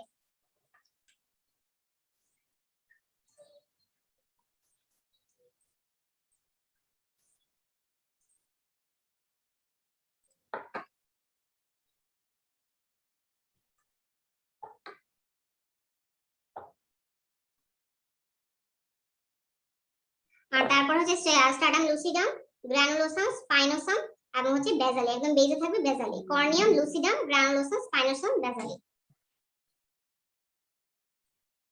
এই কর্নিয়াল লেয়ারটা মৃত কোষ থাকে এবং কেরাটিন নামক তন্তুময় প্রোটিন দ্বারা গঠিত থাকে। এই কেরাটিন এপিথেলিয়াল কোষকে ক্ষতিকর প্রভাব থেকে রক্ষা করে এবং কেরাটিন লেয়ারের কারণে আমাদের শরীরে সহজে পানি ঢুকে যায় না, ঠিক আছে? আমাদের স্কিনটা কিন্তু হাইড্রোফোবিক, ও কিন্তু পানি অ্যাবজর্ব করবে, কিন্তু আমার স্কিন কিন্তু পানিতে গলে যায় না, ঠিক আছে? কেরাটিন থেকে চুল, নখ, পশুর শিং এগুলো তৈরি হয়। কেরাটিনে প্রায় 10% পানি থাকে। 10% যখন কমে যায় তখন এটা শুষ্ক হয় এবং ঝরে যায়। আমাদের যে সেবাসিয়াস গ্ল্যান্ড থাকে সেখান থেকে সেবাম বা তৈল নিঃসৃত হয়, যেটা হচ্ছে এই আর্দ্রতাটাকে পূরণ করে ত্বকে সতেজ রাখবে। দেখবে শীতকালে হচ্ছে আমাদের ত্বক ফেটে যায়, কারণ সেখানে আর্দ্রতা কমে যায়। সেজন্য আমরা কি দেই? ভ্যাসলিন বা তেল জাতীয় অলিভ অয়েল এগুলো হচ্ছে দেই, যেন সেবাসিয়াস গ্ল্যান্ডের সাথে ওরা একই সাথে মিলে ত্বকের আর্দ্রতাকে রক্ষা করতে পারে। সেবাসিয়াস গ্ল্যান্ড হচ্ছে বয়সের সাথে সাথে কমতে থাকে এবং তখন হচ্ছে ত্বক কুঁচকে যায়। তো জাস্ট রিডিং করবা। এটা ত্বকের শুষ্কতা দূর করার জন্য আমরা যেটা ব্যবহার করি টয়লেট্রিজ, আর সেটা হচ্ছে ক্রিম বা লোশন। প্রত্যেকটারই কিছু বৈশিষ্ট্য থাকে, আমরা যেটা কিছু কিছু জাস্ট বোল্ড হরফ মনে রাখবো। ক্রিমে হচ্ছে তেলের পরিমাণ বেশি থাকে, পানির পরিমাণ কম থাকে। এটা হচ্ছে ওয়াটার ইন অয়েল ইমালশন। আর লোশনে হচ্ছে তেলের পরিমাণ কম কিন্তু পানির পরিমাণ বেশি, এটা হচ্ছে অয়েল ইন ওয়াটার ইমালশন। এই জিনিসটা মনে রাখতে হবে। কি ক্রিমে হচ্ছে তেল বেশি, দেখবে ক্রিমগুলো নিভিয়া ক্রিম বা কিছু ইউজ করলে ওগুলো তেল তেলে বেশি, বাট লোশন কিন্তু তেল তেলে কম হয়। তো ক্রিম হচ্ছে তোমার ওয়াটার ইন অয়েল ইমালশন, আর ওটা হচ্ছে অয়েল ইন ওয়াটার ইমালশন। এই শুষ্ক ত্বকের সজীবতা এবং আর্দ্রতা রক্ষার্থে ক্রিম বেশি কাজ করে। ক্রিম মূলত একটা পিচ্ছিলকারী মিশ্রণ।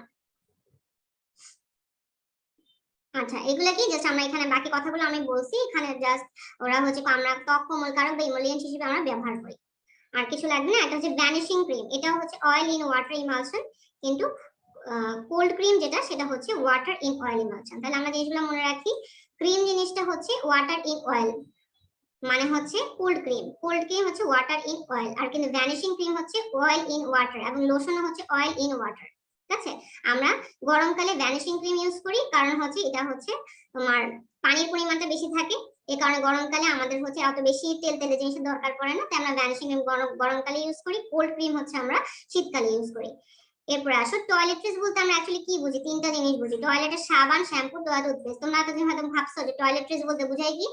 হারপিক। মানে হারপিক তো আর আমরা গায়ে টায়ে লাগাই না, তো আমরা কি লাগাই? টয়লেটের যে আমরা যে সাবান ইউজ করি, শ্যাম্পু বা টুথপেস্ট, এই তিনটা জিনিসকে বলা হয় হচ্ছে টয়লেট্রিজ। এরকম কোশ্চেন আসলে কিন্তু ছেলেপেলেরা দাগাই দিয়ে আসে হারপিক, ঠিক আছে? তারপর স্যাভলন, ফেনল এগুলাকে দাগাই দিয়ে আসে টয়লেট্রিজ হিসেবে, কিন্তু এটা হবে কি? সাবান, শ্যাম্পু, টুথপেস্ট। আর পারফিউমারি বলতে আমরা গোলাপ জল, hair oil, talcum powder, snow, cold cream, lipstick, after shave, মেহেদি, যেগুলো তোমার বইতে পরবর্তীতে আছে, এগুলোকে হচ্ছে বলা হয় পারফিউমারি। শুধু ফগের পারফিউমকে আমরা পারফিউমারি বলি না।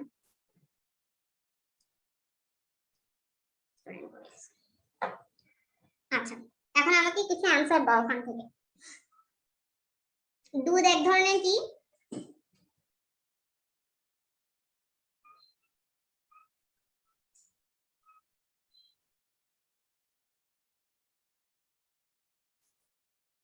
হ্যাঁ, দুধ হচ্ছে ইমালশন। তুমি এখানে কলয়েড বা সল একটা অপশনে আছে, বাট হচ্ছে তোমার স্ট্রেট কাট অ্যানসার দেওয়া আছে ইমালশন, সুতরাং তুমি ইমালশন লাগাবা। দুধ থেকে ছানা তৈরির পদ্ধতিকে কি বলে?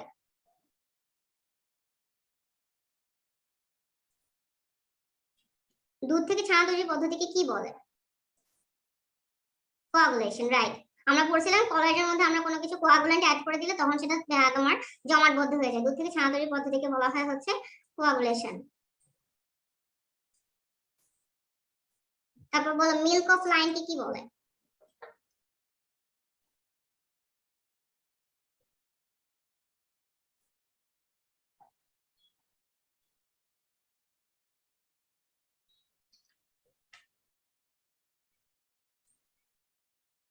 ক্যালসিয়াম হাইড্রোক্সাইড, রাইট, ঠিক আছে। এরপর আমরা খুব দ্রুত লাস্টের অংশগুলো জাস্ট দেখে যাব। এগুলোতে আমার কোনো ইম্পর্টেন্ট কিছু নেই। গোলাপ জলের ব্যবহার, এখানে তোমরা যেটা দেওয়া আছে নেমনে সেটা দেখে নিতে পারো। এখানে ছোট শর্টকাটে দেওয়া আছে গোলাপ জল ওষুধ প্রস্তুতিতে ব্যবহার করা হয়, সুগন্ধি রূপে ব্যবহার করা হয়, সেটা আমরা জানি। গোলাপ জল হিসেবে তোমার মুখে আমরা ডিরেক্ট ইউজ করি, আর হচ্ছে কসমেটিক রূপে ব্যবহৃত হয়। এটা কসমেটিক হবে, কসমেটিক হিসেবে ব্যবহৃত হয়। এটাকে আমরা মনে রাখতে পারি নেমনিক দিয়ে ও সুগন্ধ গোলাপের পশম। যদি মনে রাখতে চাই মনে রাখতে পারো। আচ্ছা, এরপর আসে হেয়ার অয়েল। এখানে হেয়ার অয়েল বলতে ডাবর আমলা হেয়ার অয়েল, হার্বাল হেয়ার অয়েলের কথা বলছে। ঠিক আছে, এই ডাবর আমলা হেয়ার অয়েলের মূল উপাদান হচ্ছে নারকেল তেল। ঠিক আছে, আমলার তেল কিন্তু না, জাস্ট আমলা হচ্ছে এমনি শো বেচার জন্য দেখানো হয়। অ্যাকচুয়ালি থাকে হচ্ছে নারকেল তেল। আর হার্বাল তেলের মধ্যে কি কি তেল আছে? সূর্যমুখীর তেল, বাদাম তেল এবং তিলের তেল। ডাবর আমলা হেয়ার অয়েলের ক্ষেত্রে আমলা যেটা আছে সেটাকে নারকেলের মধ্যে সিদ্ধ করে তারপর ইউজ করা হয়। আর ফলস ডেইজি এবং ইন্ডিয়ান স্পাইকনার নামে দুটো নির্দেশ আছে, যেটা চুলের বৃদ্ধি এবং চুলকে মজবুত করে। আচ্ছা, এরপরে যেটা যেটা লাগবে সেটা হচ্ছে চুলের কোমলতা দেয়। ডাবর আমলায় পেট্রোলিয়াম অয়েল এবং ক্যানোলা অয়েল ব্যবহৃত হয়, যেটা কোমলতা দেয় বা ইমোলিয়েন্ট হিসেবে ব্যবহার করা হয়। আর ইমালসিফায়ার কি? ইমালসিফায়ার টেস্ট হচ্ছে তেল ও পানির মিশ্রণ দুটিকে বিন্যস্ত রাখে, আলাদা করে বা তেল ঘন করে। যেমন হচ্ছে ওলিক অ্যাসিড, এটা হচ্ছে ক্যানোলা তেলের একটা উপাদান। এরপর হচ্ছে অ্যান্টিঅক্সিডেন্ট। মনে আছে আমরা এর আগের ক্লাসে অ্যান্টিঅক্সিডেন্ট পড়ছিলাম, সেখানে কিছু কৃত্রিম অ্যান্টিঅক্সিডেন্ট ছিল, বিটিভি দিয়ে মনে রাখছিলাম।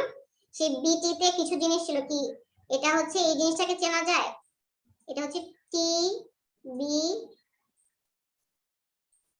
এইচ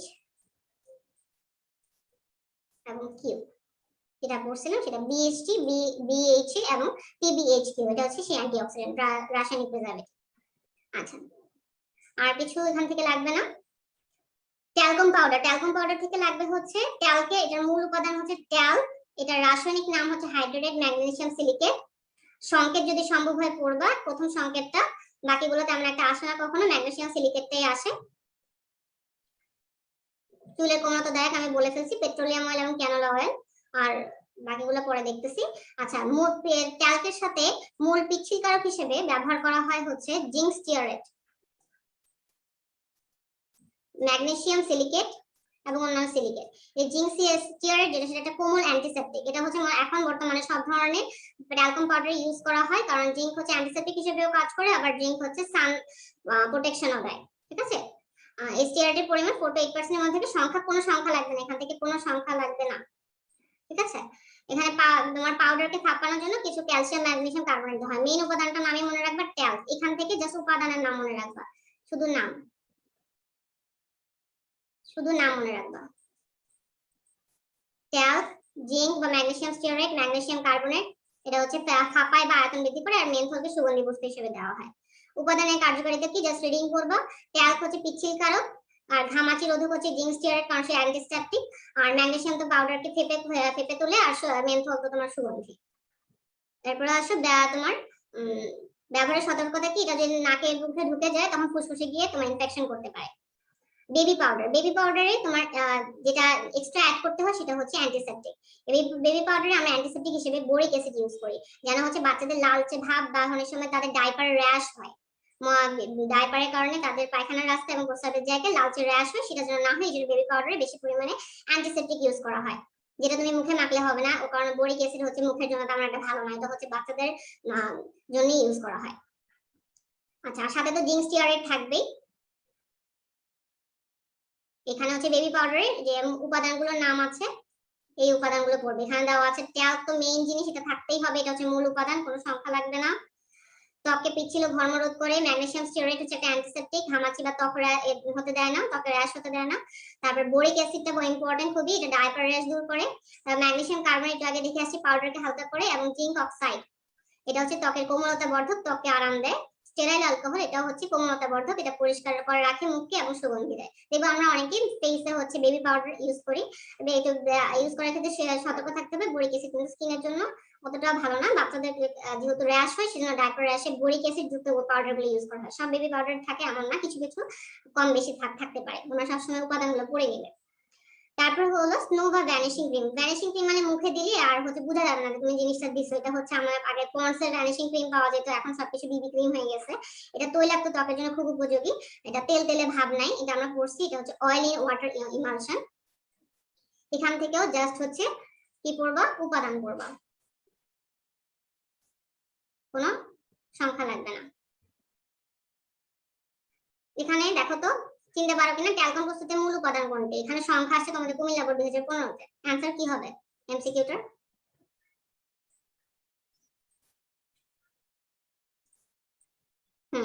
আমরা একবার দেখে আসি। এটা হচ্ছে এ নাম্বার হবে। এখানে হচ্ছে তিনটা টাইপের আছে, সাধারণত প্রথমটাই কোশ্চেনে বেশি আসে। 3 magnesium oxide, 4 silicon die oxide এবং ইনটু ওয়াটার। ঠিক আছে,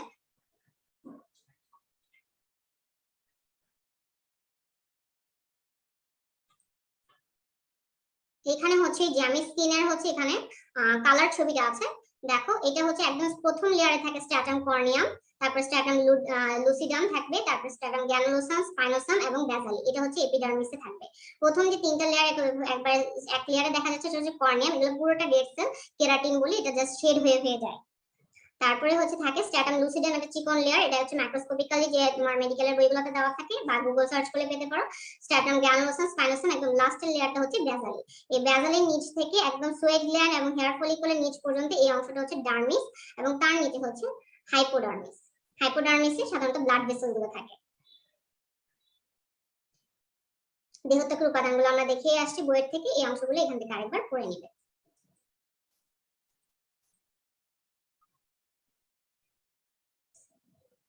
আচ্ছা, ভ্যানিশিং ক্রিম প্রস্তুতিকরণ আমাদের লাগবে না, আমাদের লাগবে হচ্ছে ভ্যানিশিং ক্রিমের জাস্ট উপাদানগুলো দেখে যাবা।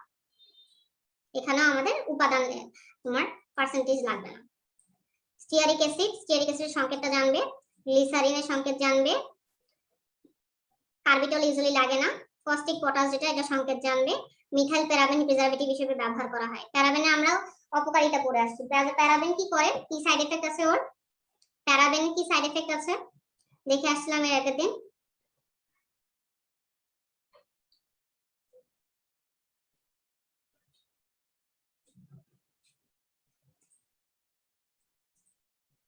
হ্যাঁ, প্যারাবেন ব্রেস্ট ক্যান্সার করে, বা একটা হরমোনের লেভেল বাড়ায়। হরমোনটার নাম কি? একটা হরমোনের লেভেল বাড়ে যার কারণে ব্রেস্ট ক্যান্সারটা হয়, হরমোনটার নাম কি? Very good.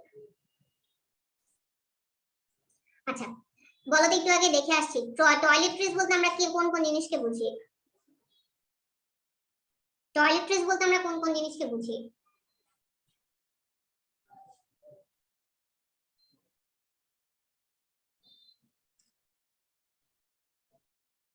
টয়লেট্রিজ বলতে আমরা কোন কোন জিনিসকে বুঝি? হারপিক, আচ্ছা, শ্যাম্পু, টুথপেস্ট, সাবান, এটা যেন মনে থাকে, ওখানে গিয়ে হারপিক দেখাবো না।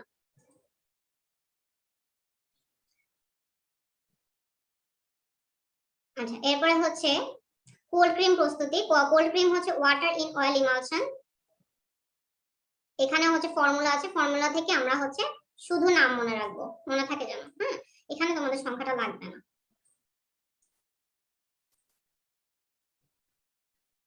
এখানে দেখো এই জিনিসটা খুবই ইম্পর্টেন্ট, পরীক্ষায় আসছে দুইবার। ঠিক আছে, কোল্ড ক্রিমের লুব্রিকেটিং এজেন্ট হিসেবে থাকে হচ্ছে মিনারেল অয়েল বা তরল প্যারাফিন। তারপরে গাঢ়কারী এজেন্ট, একটা কোল্ড ক্রিমকে গাঢ় করে বা ঠিক করে হচ্ছে বি ওয়াক্স। বি ওয়াক্স মানে কি?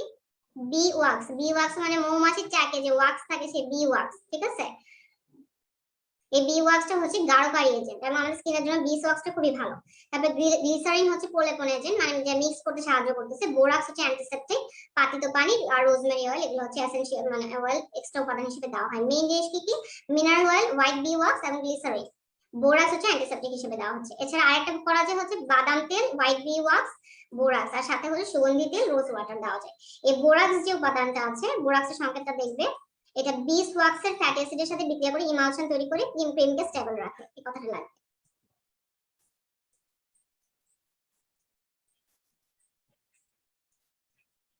প্রস্তুত পদ্ধতি লাগবে না। এখান থেকে যে ভ্যানিশিং ক্রিম এবং কোল্ড ক্রিমের যে পার্থক্যটা এটা একবার পড়বি। এখানে মেইনলি যেটা লাগবে এটা সংযুক্তি কি, এটা একটা হচ্ছে তৈল স্তর, মানে আমরা একটু আগে দেখে আসছি, সে হচ্ছে একটা হচ্ছে ওয়াটার ইন অয়েল আর একটা হচ্ছে অয়েল ইন ওয়াটার, ঠিক আছে। ভ্যানিশিং ক্রিম হচ্ছে অয়েল ইন ওয়াটার আর ওয়াটার ইন অয়েল হচ্ছে কোল্ড ক্রিম। এই জিনিসটা, এই পয়েন্টটা খুবই ইম্পর্টেন্ট, এই জিনিসটা জানলেই হবে। অলরেডি আমি অনেকবার বলছি ইমালশনের প্রকৃতি। ব্যবহার করা হয় গ্রীষ্মকালে, ভ্যানিশিং ক্রিম গ্রীষ্মকালে ব্যবহার করা হয়, শীতকালে ব্যবহার করা হয় কোল্ড ক্রিম। বিশেষত্ব হচ্ছে ময়শ্চারাইজার হিসেবে এখানে গ্লিসারিন থাকে, গ্লিসারিনটাই হচ্ছে এটার মূল বৈশিষ্ট্য। আর এখানে হচ্ছে বি ওয়াক্স থাকে এবং হচ্ছে বোরাক্স থাকতেছে।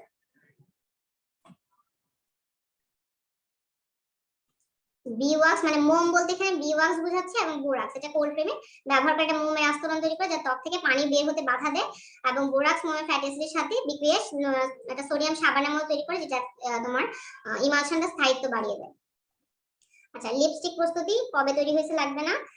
লিপস্টিকে হচ্ছে আমরা কি কি উপাদান দিই সেটা লাগবে। এখানে আমরা ওয়াক্স দিই, কারণ জিনিসটা হচ্ছে লিপস্টিকটা তোমার হার্ড হয়, এই জন্য হচ্ছে হার্ড করার জন্য আমরা ওয়াক্সটা দিই, এবং যেন আমাদের ঠোঁটের আর্দ্রতা বজায় রাখতে পারে। তাছাড়া অয়েল দেওয়া হয়, অয়েলের মধ্যে ক্যাস্টর অয়েল, লেনোলিন অয়েল, লেনোলিন অয়েল স্কিনের জন্য খুবই ভালো, আর পেট্রোলিয়াম অয়েল তেমন একটা ভালো না, তারপর এটা ইউজ করা হয়। অ্যালকোহল, পিগমেন্ট এবং হচ্ছে সুগন্ধি বস্তু ইউজ করা হয়। পিগমেন্ট হিসেবে কি কি ইউজ করা হয়, পিগমেন্ট রেড 40 এবং কার্মিন। সুগন্ধি বস্তু হিসেবে বিভিন্ন ধরনের অ্যালকোহল এবং গ্লাইকল ব্যবহার করা হয়। ময়শ্চারাইজার হিসেবে এখানে কি ব্যবহার করা হচ্ছে, গ্লিসারল, ইথানল। এর আগে শুধুমাত্র ময়শ্চারাইজার হিসেবে গ্লিসারিন ছিল, এখানে কিন্তু ময়শ্চারাইজার হিসেবে গ্লিসারল এবং ইথানলও আছে, পার্সেন্টেজ লাগবে না। আর ভিতরে একবার রিডিং দিতে পারো, আমি পাশে আর লিখে গেলাম, কিন্তু তেমন একটা কোশ্চেন হয় না। আচ্ছা, কিভাবে তৈরি করা হয় জাস্ট পয়েন্টগুলো পড়বা, আর ভিতরে ছবি লাগবে না। আফটার শেভ থেকে শুধু উপাদানগুলোর নাম লাগবে। অ্যান্টিসেপটিক কি দেওয়া হয়, ডিন্যাচুরাল অ্যালকোহল দেওয়া হয়। ময়শ্চারাইজার হিসেবে গ্লিসারিন বা অ্যালোভেরা বা অলিভ অয়েল থাকে। সুগন্ধি বস্তু হিসেবে তো যে কোনো কিছু দেওয়া যেতে পারে। তোমরা সবসময় এইসব জায়গা থেকে ময়শ্চারাইজার বা ফার্স্ট ব্র্যাকেট দেওয়া যে কথাটা আছে এই জিনিসটা মনে রাখার চেষ্টা করবা, যেমন ডিন্যাচুরাল অ্যালকোহল, অ্যান্টিসেপটিক বা অলিভ অয়েল হচ্ছে ময়শ্চারাইজার। আফটার শেভে থাকে ময়শ্চারাইজার, অ্যান্টিসেপটিক, ফ্রেগ্রেন্স। এখানে ময়শ্চারাইজার যে গ্লিসারিনটা ব্যবহার করা হয় কোল্ড ক্রিম, লিপস্টিক এবং আফটার শেভ তিনটাতে। তারপর আসে মেহেদি নিষ্কাশন। মেহেদি নিষ্কাশন থেকে আমরা জাস্ট যেটা জানবো সেটা হচ্ছে মেহেদি পাতার নির্যাসে একটা অম্লধর্মী ল্যাসন নামে একটা জৈব যৌগ থাকে, যেটার নাম হচ্ছে 2-হাইড্রোক্সি-1,4-ন্যাপথাকুইনন। এই নামটা জানতে হবে, এই নামটাই পরীক্ষায় আসছে। মেহেদি পাতার নির্যাসে প্রধান উপাদান অম্লধর্মী ল্যাসন নামক একটি যৌগ, যেটার নাম হচ্ছে 2,2-হাইড্রোক্সি-1,4-ন্যাপথাকুইনন। আচ্ছা, আর এখানে কি থাকে, এটার এত উপাদানগুলো এত ইম্পর্টেন্ট না, জাস্ট রিডিং করে যাও। হেনা পাউডার বা লেমন জুস এগুলো যা যা থাকে। আচ্ছা, কোল্ড ক্রিম বা স্নো প্রস্তুতি একটু আগে আমরা দেখছি, এটা জাস্ট ব্যবহারিকের মধ্যে আছে, ওই বক্সগুলো পড়লেই হবে যেগুলো দাগিয়ে দিয়ে আসলাম। এখানে একটা কোশ্চেন আছে, সেটা আনসার করবে। তোমার কোল্ড ক্রিমের লুব্রিকেটিং এজেন্ট হিসেবে আমরা কি দেই, এটা কিন্তু পড়বে আমাদের বোর্ড কোশ্চেন, প্লাস হচ্ছে আমাদের মেডিকেল অ্যাডমিশন টেস্টেও আসছে। কোল্ড ক্রিমে আমরা লুব্রিকেটিং এজেন্ট হিসেবে কি দেই,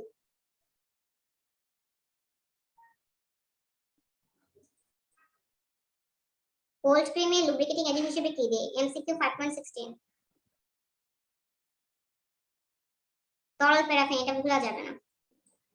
তরল প্যারাফিন আর ভাজারির ভিতরে একটা পয়েন্ট আছে মিনারেল অয়েল, যদি ওটা অপশন থাকে তাহলে ওটা দিবে। সাধারণত দুটো অপশন কখনো একসাথে থাকে না। আর এগুলো আমাদের ব্যবহারিক অংশগুলোর প্রস্তুতিগুলো লাগবে না। গ্লাস ক্লিনার থেকে গ্লাস ক্লিনারে হচ্ছে সবল ক্ষার থাকে, কস্টিক পটাশ বা কস্টিক সোডা, এগুলো সিলিকেটের সাথে বিক্রিয়া করে পটাশিয়াম সিলিকেট উৎপন্ন করে, ফলে এখানে গ্লাসের দাগ সৃষ্টি হয়। এই কারণে তোমার আমরা গ্লাস ক্লিনার হিসেবে গ্রিজের দ্রাবক অ্যামোনিয়া বা ক্ষার দ্রবণ ব্যবহার করি। গ্লাস ক্লিনারে যা যা উপাদান থাকে এটা খুবই ইম্পর্টেন্ট, পারফিউম বা পানি এগুলো তো থাকেই। তোমার যেটা ইম্পর্টেন্ট সেটা হচ্ছে 28% অ্যামোনিয়া থাকে, যেটা হচ্ছে গ্রিজের দ্রাবক, পার্সেন্টেজ লাগবে না। সোডিয়াম লরাইল সালফেট থাকবে, যেটা হচ্ছে সারফেস টেনশন কমায়, সারফেস অ্যাক্টিভ মানে এটা সারফেস টেনশন কমায়। সোডিয়াম লরাইল সালফেট কি করবে? সারফেস টেনশন কমাবে।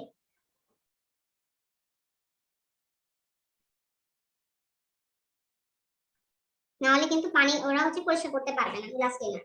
তারপর হচ্ছে isopropyl alcohol, ethylene glycol, very very important একটা উপাদান যেটা হচ্ছে পরীক্ষায় ইউজুয়ালি আসে। টেট্রাসোডিয়াম পাইরোফসফেট, পানির ক্ষরতা নিবারক, রং বা ডাই তো থাকবে, পারফিউমও থাকবে, পানি থাকবে।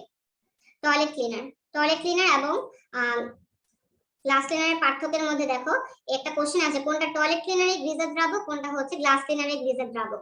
ওখানে হচ্ছে 28% অ্যামোনিয়া দ্রবণ, এখানে হচ্ছে caustic soda. Sodium lauryl sulphate, এটা হচ্ছে ওই আগের মতো সারফেক্টেন্ট হিসেবে কাজ করতেছে, মানে হচ্ছে সারফেস টেনশন কমাচ্ছে। ক্যালসিয়াম হাইড্রোক্লোরাইড, এখানে জীবাণুনাশক। এর আগে এখানে যে ইথাইলিন গ্লাইকল ছিল, এটা হচ্ছে জীবাণুনাশক ছিল। ইথাইলিন গ্লাইকলটা জীবাণুনাশক।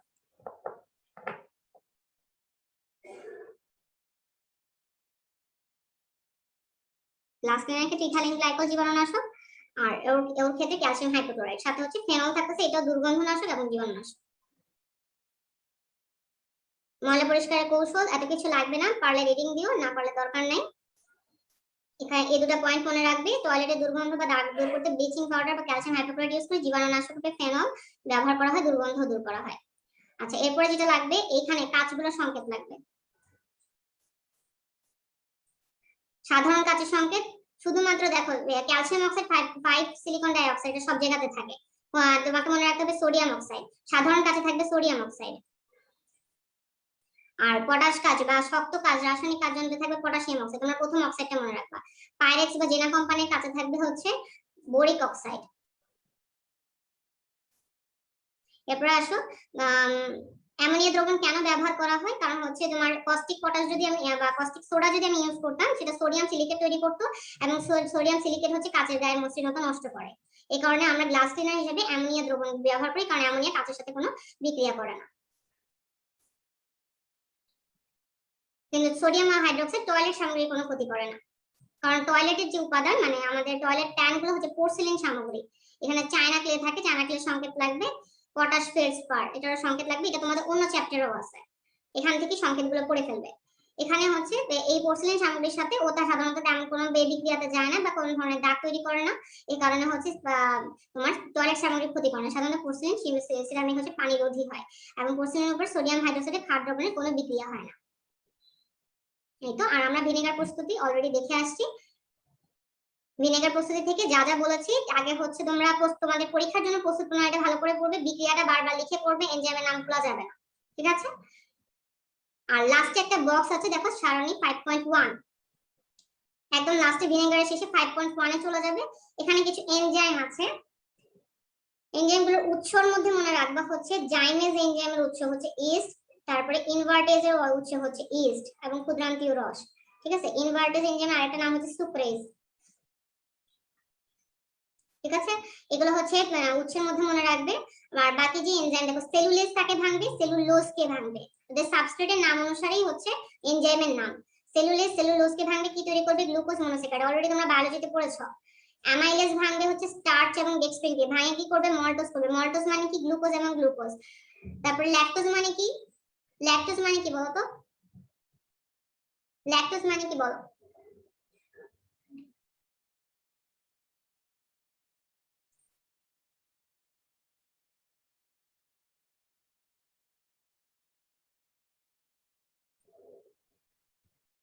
ল্যাকটোজ মানে কি?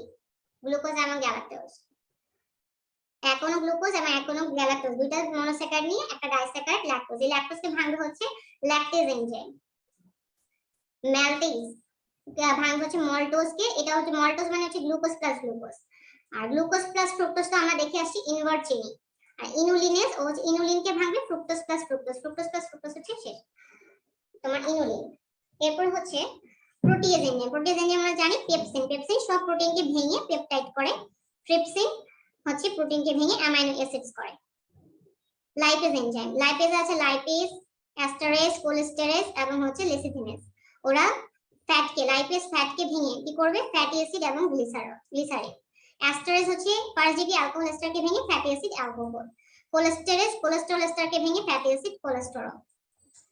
লেসিথিনেজ হচ্ছে লেসিথিনকে ভেঙে ডাইস্যাকারাইড, কোলিন এবং ফসফেট তৈরি করবে। আরো কিছু এনজাইম থেকে আমাদের বডিতে নিউক্লিয়াস, যেটা ডিএনএ আরএনএ কে ভেঙে নিউক্লিওটাইডস তৈরি করে, ডিএনএ পলিমারেজ হচ্ছে ডিএনএ কে ভাঙে, আরএনএ পলিমারেজ হচ্ছে রাইবোনিউক্লিওটাইড ট্রাইফসফেট কে ভেঙে আরএনএ করে। ঠিক আছে, উৎসর মধ্যে এগুলো হচ্ছে তোমরা বায়োলজিতে যেভাবে পড়ছো সেভাবে মনে রাখবা, আর এখানে জাস্ট ইনভার্টেস এবং জাইমেজের উৎসটা মনে রাখবা। বাকিটা বইতে দেখবি সুন্দর করে হচ্ছে 3 স্টার করে টপিক করে দেওয়া আছে। তোমরা যখন পড়বে সবার আগে হচ্ছে এই চ্যাপ্টার থেকে প্রিজারভেটিভ অংশটা পড়বা, সাসপেনশন কোয়াগুলেশন পড়বা, তারপরে তোমার বইতে যেভাবে করে 3 স্টার টপিক 2 স্টার টপিক করে দাগ দিয়ে দেওয়া আছে সেভাবে পড়তে হবে, মনে থাকবে। আর তোমার এইচএসসি এর জন্য তোমরা যদি পড়তে চাও শুধুমাত্র ভিনেগার টপিকটা ভালো করে পড়ে ফেলবে। ঠিক আছে, আর কোনো কোশ্চেন আছে বা প্রবলেম আছে?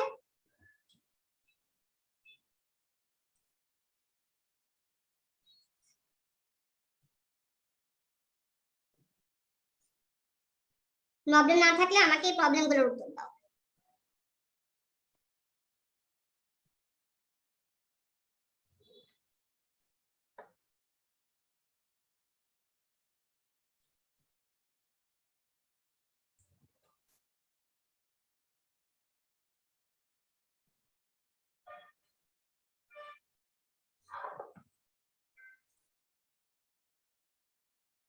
মিল্কের প্রোটিনটা, আচ্ছা মিল্কের প্রোটিনে আমরা বলছিলাম কি কি থাকে, তিনটা প্রোটিন থাকে, কেজিন, ল্যাক্টোঅ্যালবুমিন, ল্যাক্টোগ্লোবিউলিন, এই তিনটা থাকে। কেজিনটা হচ্ছে তোমার 82% থাকে টোটাল মিল্ক প্রোটিনের মধ্যে, আর হচ্ছে ল্যাক্টোঅ্যালবুমিন এবং ল্যাক্টোগ্লোবিউলিন এটা থাকে হচ্ছে প্রায় 16 to 18%। এটাকে দুইটাকে একসাথে বলা হয় ওয়ে প্রোটিন। এই কেজিনটা আবার কয়েক টাইপের হয়। কেজিন হচ্ছে আমাদের স্টোমাকে তোমার ভাঙে হচ্ছে কেজিন যে প্রোটিনটাকে থাকে এটাকে ডাইজেস্ট করে হচ্ছে রেনিন নামে একটা এনজাইম। এটা বাচ্চাদের স্টোমাকে থাকে গ্যাস্ট্রিক রেনিন, বড় হলে সাথে আস্তে আস্তে এটা বডি থেকে চলে যায়।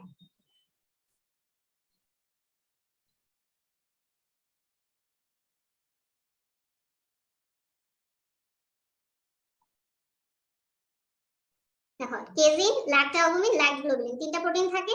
অ্যালবুমিন এবং ল্যাক্টোগ্লোবিউলিনকে সেরাম বা ওয়ে প্রোটিন বলে। এর মধ্যে 82% কেজিন এবং 18% ওয়ে প্রোটিন। ওয়ে প্রোটিন কি?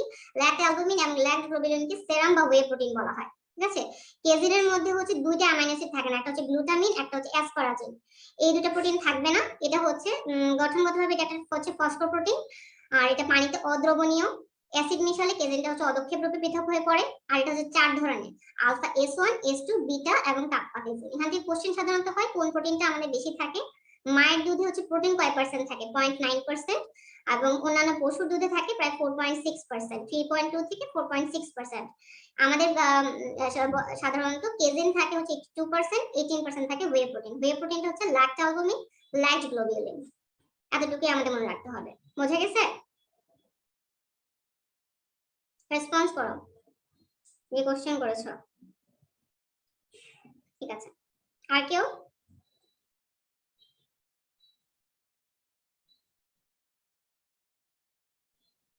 বাকি যদি তোমাদের কোনো ধরনের প্রবলেম থেকে থাকে তাহলে হচ্ছে তোমাদের কর্মক্ষী রচনার প্রবলেম সংক্রান্ত একটা থ্রেড আছে, বা এই ভিডিও কমেন্টে পরবর্তীতে কোশ্চেন করবে, আমি তোমাদেরকে সলভ করে দেব।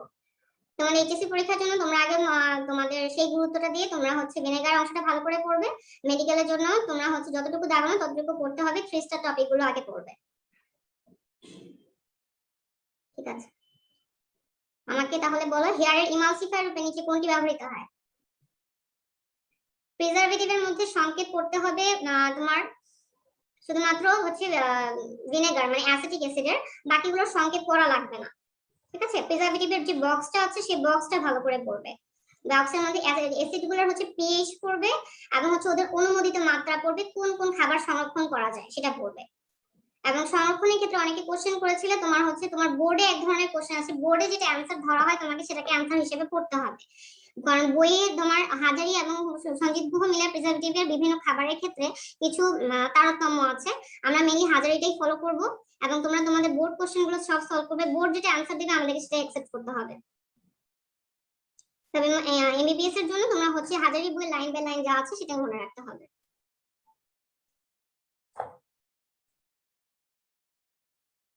সংকেত আমি যে যে সংকেতগুলো দাগিয়ে দিয়েছিলাম, যেমন urea, muriate of potash, TSP, এবং আজকে যেগুলো দাগিয়ে দিয়েছে সেই সংকেতগুলো শুধু পড়বে।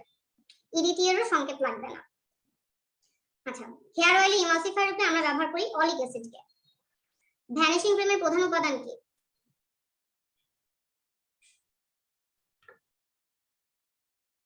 ভ্যানিশিং ক্রিমের প্রধান উপাদান কি?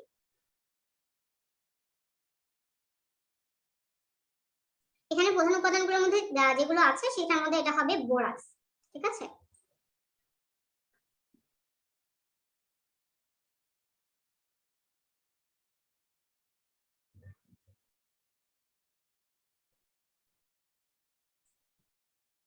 কারণ এখানে আর বাকি হোয়াইট বি ওয়াক্স বা অন্য কিছু নেই। টয়লেটে দুর্গন্ধ বা দাগ দূর করতে আমরা কোনটা ব্যবহার করি?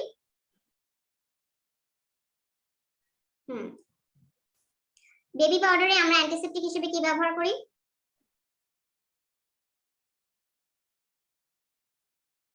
Boric acid. কোল্ড ক্রিমে লুব্রিকেন্ট হিসেবে কি ব্যবহার করি? অলরেডি একবার কোশ্চেনটা করেছি।